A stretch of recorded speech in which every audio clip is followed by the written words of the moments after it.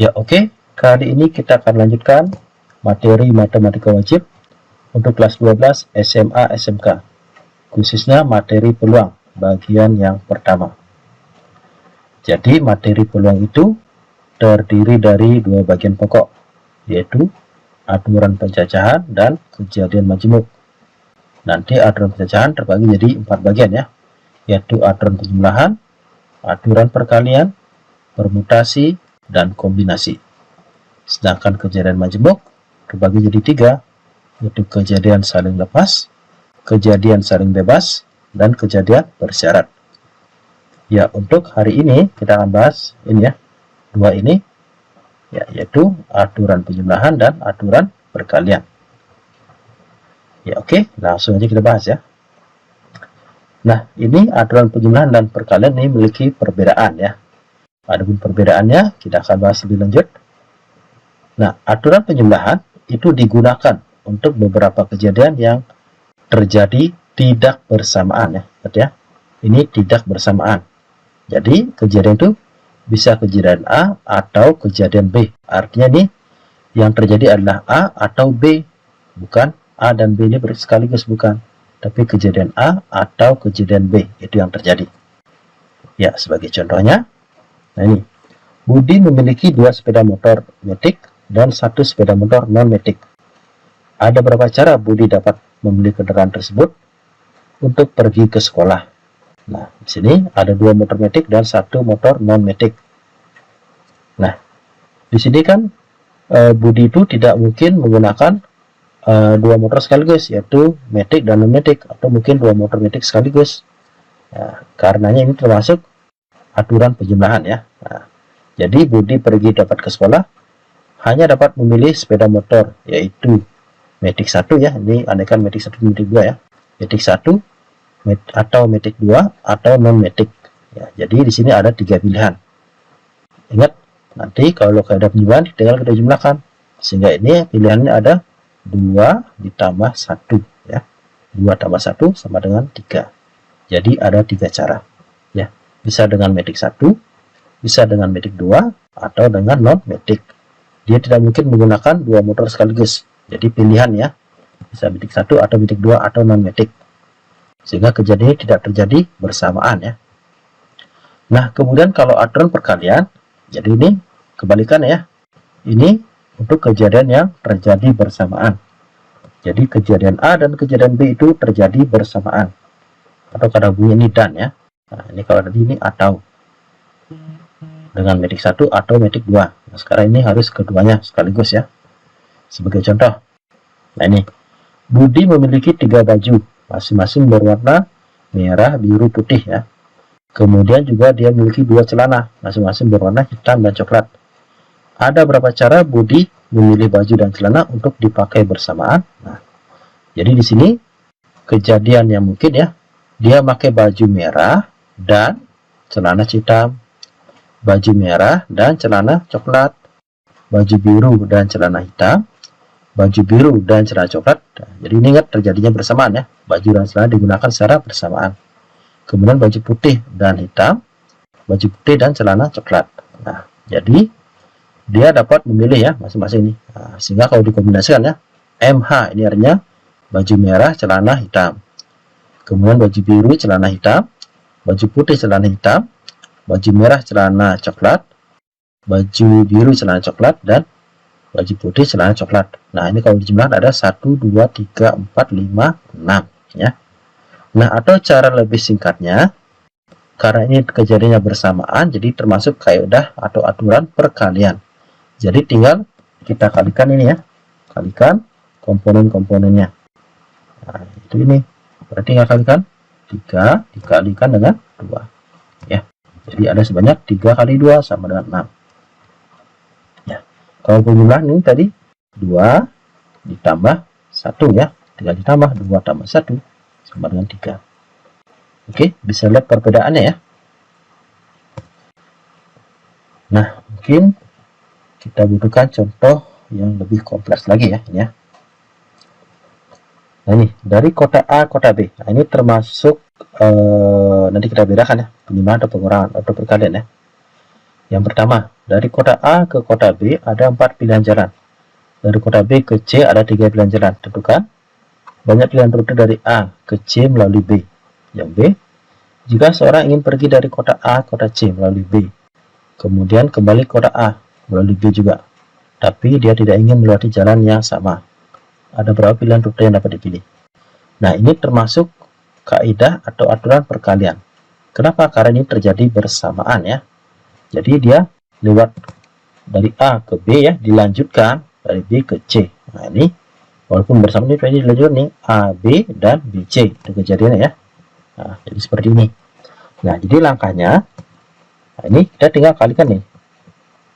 Kalikan banyak atau pilihan jalannya ya. Nah, dari A ke B, nah, dari A ke B ini kan ada 4 ya. Dari B ke C ada 3. Oke, dari A ke B ada 4, dari B ke C ada 3. Nah, ini termasuk kejadian yang dilanjutkan atau ini termasuk bersamaan ya. Dari A ke B dilanjutkan B ke C. Nah, sama sering pakai baju tadi, pakai baju lanjut celana ya. Jadi ini termasuk yang bersamaan juga ya. Jadi ini bersambung ya. Sehingga ini banyak rutenya adalah tinggal dikalikan, yaitu 4 kali 3 sama dengan 12 rute pilihan ya. Nah, oke, itu yang A.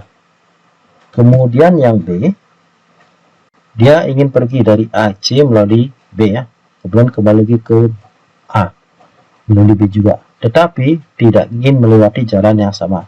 Nah, jadi kalau kita ibaratkan seperti ini ya, dari A ke B, kemudian B ke C, ya balik lagi dari C ke B ya. Nah, ini lanjut balik ke sini ya, semoga di sini aja. Nah, dari A ke B ada 4 pilihan. Dari B ke C ada 3 pilihan. Nah, kemudian baliknya dia tidak melewati jalan yang sama. Ya. Misal ini jalannya itu adalah jalan 1, jalan 2, jalan 3. Saya di sini dipakai jalan 1, maka di sini pilihannya cuma jalan 2 dan jalan 3. Sehingga pilihannya berkurang 1, dari 3 sekarang menjadi 2. Kemudian ini misalkan ini jalannya A, B, C, D ya. Kemudian dia gunakan jalan C. Nah, di sini jalan masih A, B, D. Itu aja pilihannya masih 3 ya. Oke, sehingga di sini tinggal dikalikan 4 kali 3 kali 2 kali 3 ya. Ini 12, 24 kali 3 itu 72 rute ya. Oke, jadi ini adalah contoh lain ya dari aturan perkalian. Nah, sekarang contoh berikutnya ini yang nomor 2. Oke, ada berapa banyak bilangan ribuan ya yang dapat disusun dari angka 2, 3, 4, 5, 6, 7, dan 8.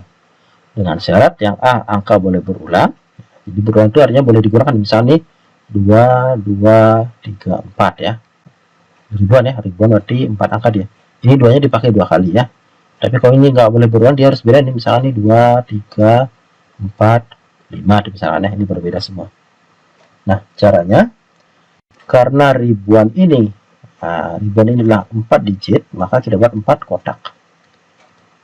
Ya.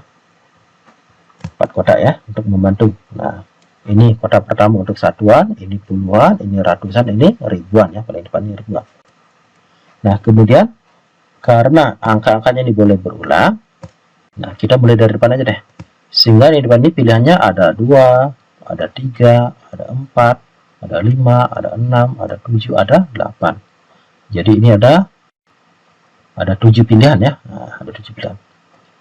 Kemudian berikutnya ini boleh diulang lagi, sehingga ini juga masih pilihannya 2, 3, 4, 5, 6, 7, 8, ada 7 juga. Berikutnya lagi tetap 7 ya. Berikutnya lagi tetap 7. Nah, sehingga ini tinggalkan kan 7 kali 7 kali 7 kali 7 ya. Ya, sehingga di sini hasilnya 49 dikalikan dengan 49 ya. 9 kali 49. Itu hasilnya 2401 ya. Jadi 2401 bilangan. Bilangan. Nah, ingat perbedaan bilangan dan angka ya. Jadi bilangan itu disusun oleh angka ya. Oke. Kemudian yang berikutnya, angka tidak boleh berulang. Nah, ini sama. Karena ribuan kita buat 4 kotak juga. Nah, sekarang perbedaannya adalah, nah di sini kita mulai dari yang di depan aja. Berarti yang di depan kan pilihannya bisa 2, bisa 3, bisa 4, 5, 6, 7, 8 ya. Berarti ini ada 7 pilihan. Nah, berikutnya seandainya di sini dipakai angka 3. Nah, karena dia tidak boleh diulang, berarti di sini pilihannya cuma 2, 4, 5, 6, 7, 8 ya. Jadi ini berkurang 1 dari 7 menjadi 6 ya. Oke, 6 pilihan. Seandainya di sini terpilih angka atau digunakan angka 5. Oke. Berarti di sini pilihannya masih 2, 4, 6, 7, 8. Jadi 5 ya.